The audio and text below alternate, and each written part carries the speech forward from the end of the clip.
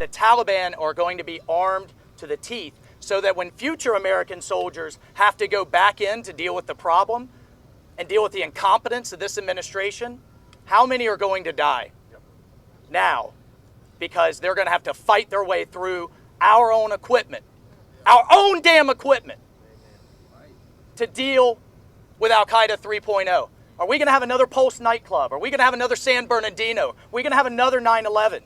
Because of that incompetence, that blood is and will be on Joe Biden's hands, and this Congress will hold him accountable. Thank you very much. Told you he was fired up. Joining me now, decorated combat veteran, Green Beret, served in Afghanistan several times, and obviously Congressman from Florida, Michael Waltz. It's hard for me to put into words how embarrassed I am at our conduct internationally, Congressman. I don't have a better way to put it. This is humiliating.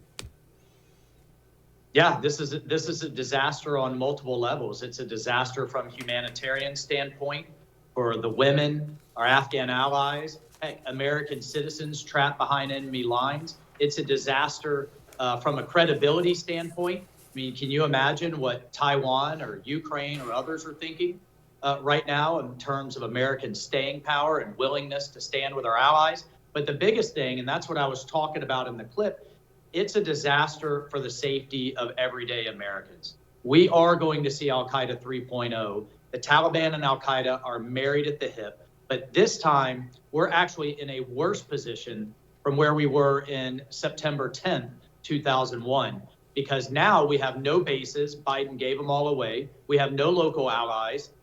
They're all being hunted down as we speak.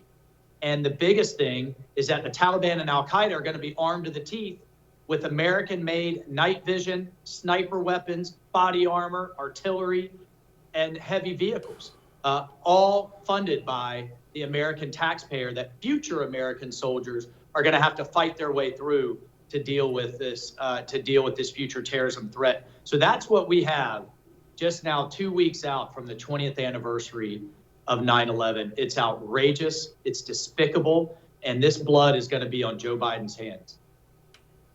No, it is. It's those freaking guys have NVGs now and secure comms. I can't believe what we did. How did we allow that to happen? How do we allow so much American gear, practically? How do we allow that into the hands of the Taliban? Did we just leave it all laying on the ground? Is it our people who weren't really our allies handing it over? Because it is quite a kick in the gut to watch these guys walking around with M4s. Well, look, in fairness, we handed it over to the Afghan military. And we can talk about, why they didn't stand and fight as well as they should have. They have been fighting over the last several years. They've taken anywhere from 50 to 70,000 casualties. They have been doing the fighting on the ground, but we provided critical air support, logistic support, and intelligence support, and contractors to do their maintenance for their own aircraft. And when Biden ripped all of that away just in a matter of a month, it pulled the rug out from under him, coupled with the fact that there's this overarching narrative there that America is abandoning you, Afghan army. America is really working with the Taliban, and that the Taliban are eventually going to win. So they had two choices: either get beheaded along with members of their family, or surrender, give up their American equipment, and maybe be able to live another day to go home. Either way, my question is, as we saw this starting to happen, we saw cities starting to fall. Why didn't we take action then? Why didn't we send in our Air Force to either bomb the equipment from not falling into Taliban hands anymore, or bomb the Taliban to keep this from happening? But Joe Biden did nothing. He threw his hands up in the air. We've been begging him for months to take action, and he didn't. And he bears responsibility for this incompetence. Congressman, obviously you're a Green Beret, so that goes without saying. That's tip of the spear stuff. Will you explain, since you were there, what are the Taliban exactly? I mean, a lot of people throw the word around. They don't really fully understand what they are. What are they?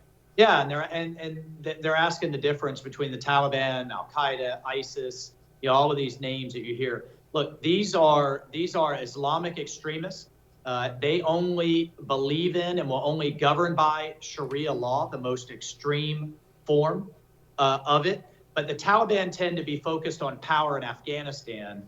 Al-Qaeda, which is much smaller but internationally focused, will ride in their wake to set up the training camps, the plotting and planning to be able to attack America and be able to attack the United States again.